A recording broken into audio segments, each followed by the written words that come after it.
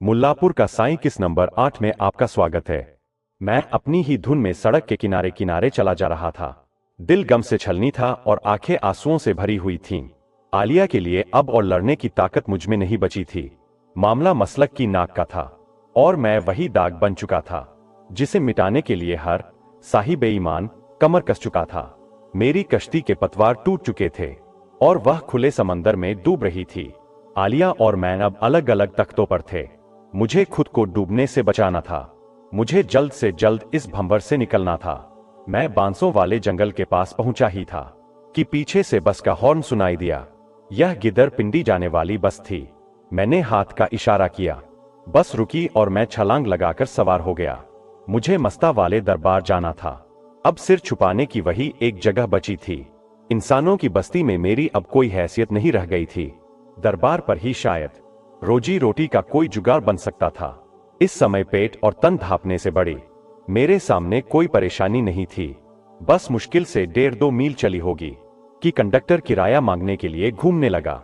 मेरे पास गम के सिवा कोई दौलत नहीं थी। वह बिना टिकट चिल्लाता रहा और मैं आंखें मूंदे सीट से पीठ टिकाए चुपचाप बैठा रहा। 4-5 किलोमीटर का सफर तय हो गया। आखिर उसने मेरा कंधा थपथपाया और बोला, तू कहाँ जाना है? मैंने हड़बड़ाकर कहा, गिद्दर पिंडी। वह बोला, किराया? मैंने कहा, मैं मलंग हूं, मस्ता वाले दरबार जा रहा हूं। बस के शोर में शायद वह मेरी बात समझ न सका और बोला, गिद्दर पिंडी के 5 रुपए। मैंने जरा ऊंची आवाज में कहा, मेरे पास 5 रुपए नहीं है। वह ताव में बोला, तो फिर 10 दे दे। मैंने कहा, नहीं है। वह दांत पीसकर बोला, पैसे नहीं है तो बस में आम खाने को बैठा है, चल उतर। मैंने आंखें निकाल कर कहा, मलंगों से किराया मांगता है, शर्म कर। परसों ही बंगला गोगेरा पर बस पलटी है। कंडक्टर का मुंह टूट गया है।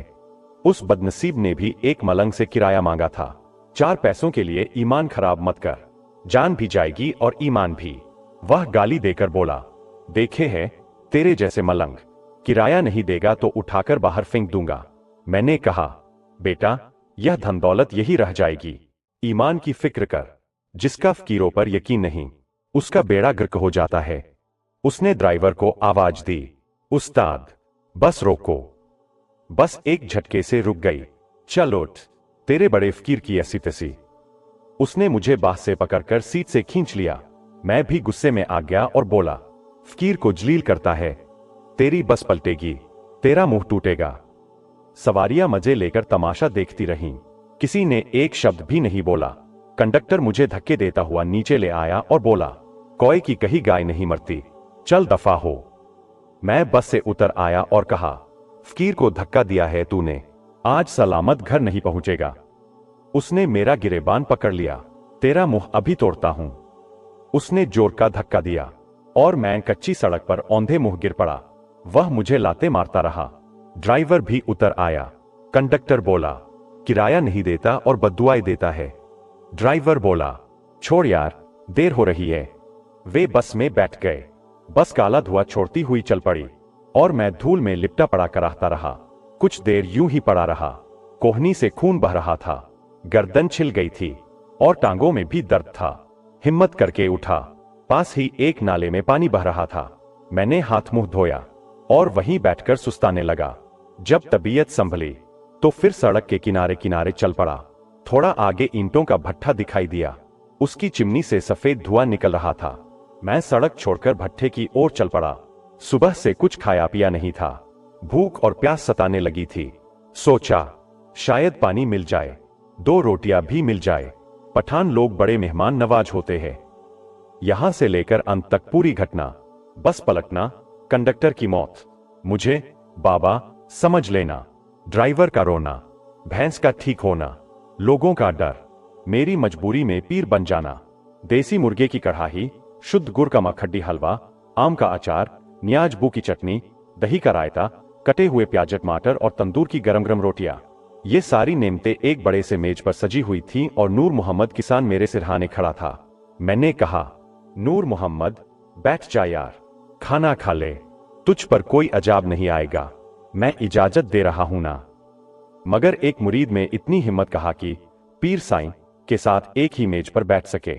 यह तो सख्त बेअदबी समझी जाती थी, इसलिए वह किसी मुगल दरबारी की तरह हाथ बांधकर अदब से खड़ा हमारी रोटियां ही गिनता रहा। और हम, क्योंकि बहुत अरसे बाद ऐसा शाही खाना नसीब हुआ था, बस जैसे तैसे इंसाफ के तकाजे पूरे करते रहे। 4 दिन की पीरी थी, लकड़ी की हांदी आखिर कब तक चढ़ती। मुल्लामपुर के खुदाओं को अगर खबर हो जाती कि सल्लू कुम्हार हालात की सूली पर लटकने के बजाय पीरफकीर बना घूम रहा है, तो यकीनन फितना समझकर मेरी सरकूबी को निकल पड़ते। मैंने सब कुछ रब के हवाले कर दिया था। वक्त वक्त की बात है, पहले हवाएं मुखालिफ थीं, अब मुआफिक चल पड़ी थीं। हवाएं कौन चलाता है? वही जो बारिश बरसाता है। कब तक मुआफिक चलेंगी, यह उसी को पता था। खाने से फारिग हुआ तो मैंने नूर मोहम्मद से कहा, मुसल्ला निकालो और बाहर पराली पर बिछा दो। वह बोला, बाहर तो बहुत ठंड है जी, पाला जम रहा है, यहीं कोठे में नमाज पढ़ लें। मैंने कहा, नहीं, मुझे रब साईं के नाम एक जरूरी चिट्ठी लिखनी है। उसकी आंखें हैरानी से फैल गईं। चिट्ठी? रब साईं को? सचमुच? पीर साहब, हमारा भी सलाम लिख दीजिएगा। और मेरी 3 बेटियां हैं, एक बेटे की भी अर्ज कर दीजिएगा। मैंने कहा, और कुछ? बोला, मेरी भैंस लगातार कटे दे रही है, एक कट्टी की भी अर्ज कर दीजिएगा। मैंने कहा, अपने लिए बेटा और भैंस के लिए कट्टी, यह तो खुला विरोधाभास है नूर मोहम्मद। वह सादगी से बोला, कट्टी बड़ी होकर भैंस बनेगी जी, अपने खेत में रहेगी, बेटी तो पराया धन होती है ना जी। मैं मुसल्ले पर खड़ा ही हुआ था कि उसकी आवाज आई, यह भी लिख दीजिएगा कि मौला, इस बार प्याज का अच्छा रेट लगाना। मैंने कहा, बेफिक्र रह, जब तक कुर्सी पर अराई बैठा है प्याज का कुछ नहीं होता। अब जा और मुझे नमाज पढ़ने दे। ठंड से कांपते हुए मैंने सच्चे बादशाह की बारगाह में दूसरी चिट्ठी भेजी। रब साईं, कसम तेरी, हमने कोई ज्यादा लाड़ नहीं किया, बस यूं ही लाड़ प्यार में सुबह शिकायत जुबान से निकल गई। नाराज तो नहीं हो गए? इतनी इनायतें, इतना रिज्क, क्या पूरा जहान उलट दोगे? मुझे लगता है नाराज हो, वरना सल्लू की इतनी टहल सेवा न होती। क्यों मरवाते हो साईं? तू जानता है ना कि पीर बनने के लिए पीर का बेटा होना जरूरी है। कम से कम सैयद तो हो, कुम्हार होकर पीर कहलाना तो पीरी को बदनाम करना है। बड़ी जालिम कौम के आगे डाल दिया साईं, खिला पिला कर सब निकाल लेती है। इनके हाथों मरवा मत देना मेरे सोहने रब्बा। बाकी नूर मोहम्मद सलाम कहता है, वह अपने लिए बेटा और भैंस के लिए कट्टी मांग रहा है। अल्लाह तू बेटियों के नसीब अच्छे कर दे, ताकि लोग तुझसे तेरी रहमत बेटियां मांगें, फिर जिसे जो चाहे दे, वे राजी रहेंगे। बाकी यहां सब खैरियत है। तेरा एक आजिज बंदा। रात भर नूर मोहम्मद अपनी पूरी नस्ल का मुझसे झाड़फूं कराता रहा। बूढ़ी अम्मा को घुटनों के दर्द के लिए दम, बच्चों को खसरा, चेचक, पोलियो से हिफाजत के फूंक, बकरी को हाथ फिरवाया कि गाभिन निकले, असली मुर्गे को दम की लड़ाई में जीते। सुबह सुबह कपास के खेत का फेरा की पैदावार अच्छी हो, उनके लिए मैं एक साथ डॉक्टर भी था, हकीम भी और कृषि विशेषज्ञ भी। जब दम करते करते खुद बेदम हुआ तो बिस्तर पर जा गिरा। सुबह सूरज निकलते ही रूसी ट्रैक्टर की आवाज से फिजा गूंज उठी। काबुल खान क्यामत बनकर सिर पर आ खड़ा हुआ। तुमने बहुत खिदमत कर ली नूर मोहम्मद, अब पीर साहब हमारे हवाले करो। मैंने कहा, खान साहब, अब हमें इजाजत दो, फकीरों को एक जगह ज्यादा टिकने की इजाजत नहीं होती। ऐसे कैसे जाने दें? नाश्ता तैयार है, चलो हमारे साथ, ट्रैक्टर पर बैठो। मजबूरन मुझे फिर भट्ठे पर आना पड़ा। यह किस्त यहीं समाप्त होती है, जारी रहेगा।